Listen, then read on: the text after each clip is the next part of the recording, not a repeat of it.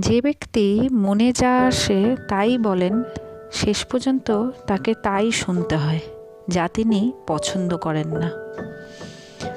কথাবার্তাতেই মানুষের মনোভাব প্রকাশ পায়, কথাতেই মানুষ আঘাত পায়, আবার কথাতেই পারস্পরিক সম্পর্কও নষ্ট হয়।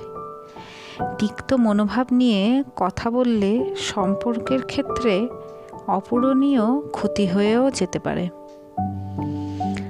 আমি সঙ্গীতা, আজ অনেকদিন পর আপনাদের কাছে চলে আসলাম নতুন আরেকটি গল্প নিয়ে। চলুন তাহলে গল্পটা শোনা যাক। এক গ্রামে এক কৃষক ছিল। সে তার প্রতিবেশী সম্পর্কে নিন্দামন্দ করছিল। ভুল বুঝতে পেরে সে গেল এক ধর্ম উপদেষ্টার কাছে ক্ষমা চাইবার জন্য। ধর্ম উপদেষ্টা তাকে এক বস্তা পালক নিয়ে গিয়ে শহরের মাঝখানে ঢেলে দিয়ে আসতে বললেন। কৃষক কথা মতো কাজ করল। তারপর ধর্ম উপদেষ্টা কৃষককে শহরের মাঝখানে গিয়ে পালকগুলি পুনরায় বস্তায় ভরে আনতে বললেন। কৃষক চেষ্টা করলো, কিন্তু দেখা গেল সব পালকই হাওয়ায় উড়ে চারিদিকে ছড়িয়ে গেছে।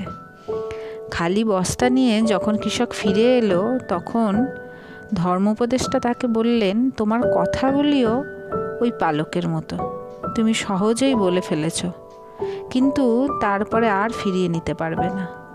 সুতরাং সতর্কতার সঙ্গে বাক্য ব্যবহার করবে। আজকের গল্পটি এখানে শেষ করলাম। আশা করছি সকলেরই ভালো লেগেছে। খুব তাড়াতাড়ি আবার আসবো আপনাদের কাছে নতুন আরেকটি গল্প নিয়ে। যদি ভালো লেগে থাকে প্লিজ লাইক, শেয়ার এবং সাবস্ক্রাইব করবেন।